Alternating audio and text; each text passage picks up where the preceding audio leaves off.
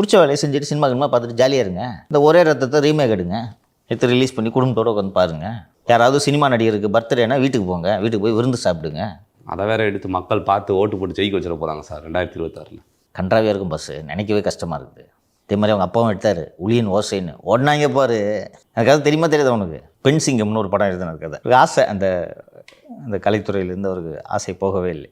பெண் சிங்கம்னு ஒரு பராசக்தி எழுதினாலும் பெண் சிங்கம் எழுதினா எப்படி இருக்கும்.